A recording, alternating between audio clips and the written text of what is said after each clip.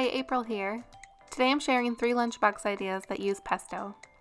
First we'll need to make the pesto. Mine's dairy-free and it's also nut-free.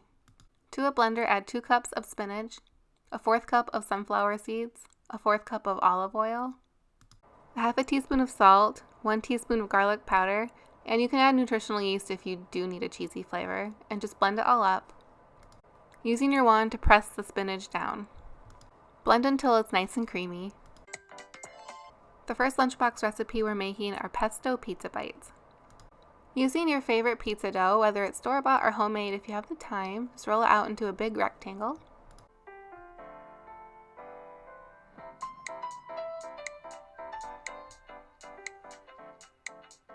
Once you have the dough all nice and rolled out, you can use a spatula and spread out the pesto in a nice even layer across the whole rectangle.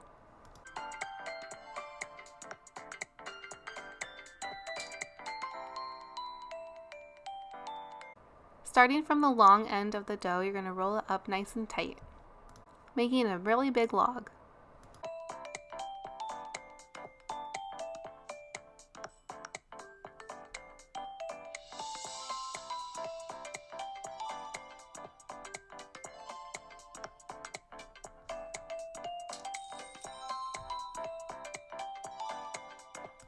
When it's all rolled up, you want to pinch the seam together to keep it nice and sealed.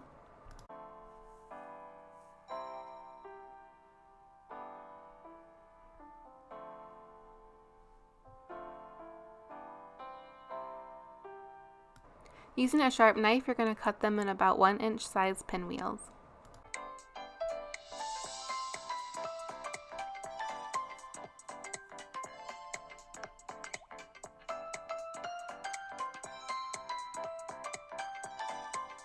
Place the pizza pinwheels on a baking sheet lined with parchment paper.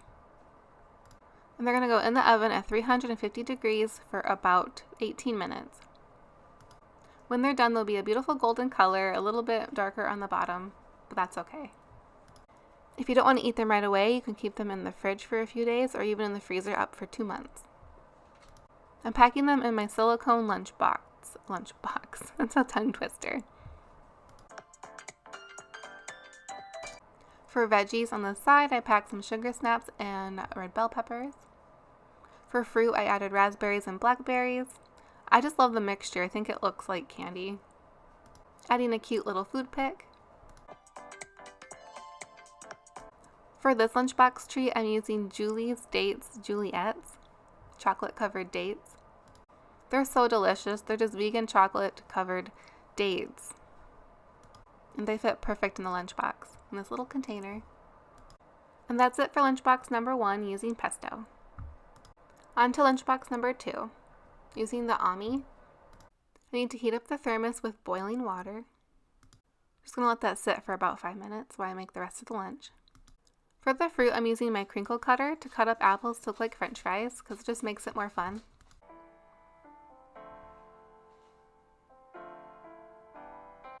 Placing the apples in the lunchbox, along with some celery.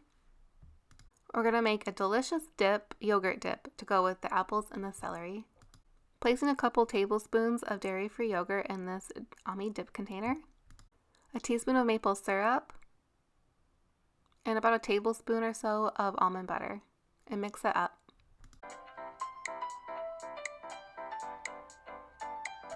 If you add mini chocolate chips, it tastes like cookie dough to me. The Ami dip container also has a leak-proof lid. For the pesto in this lunchbox, I used it and I heated it up with some leftover pasta. You don't have to cook fresh pasta in the morning. You can just save some leftovers.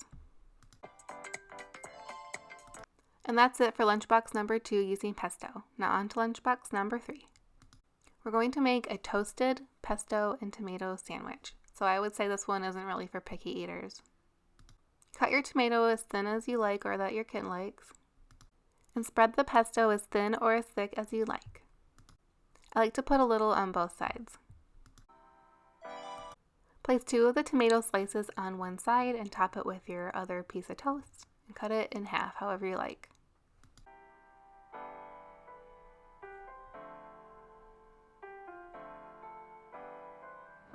Using the Yum box for this lunch, placing the toasted sandwich in the large area. For the treat for this lunchbox, I'm packing 2 homemade chocolate muffins.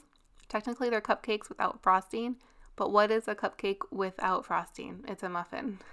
Also some fruit salad and some cucumbers. I don't always know what to put in that tiny area. And that's it for the last idea. If you have a picky eater, I would definitely make the pizza pesto bites. Thanks for watching and hope you like these ideas.